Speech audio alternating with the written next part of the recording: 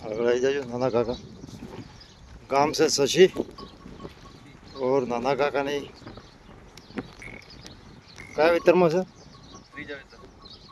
तीजा वेतर में ओरिजिनल बनी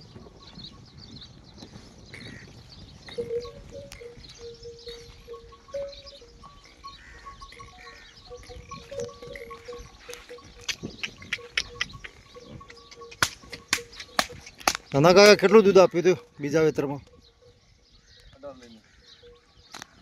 17-18 લીટર दूध આપેલું છે અને ત્રીજા વેતનમાં ગાભણ છે આની કહેવાય બની બાવળાનો કટ જુઓ એકદમ દુઆ છે કાળી નથી બસ ગાભણ તૈયારી ઉપર હે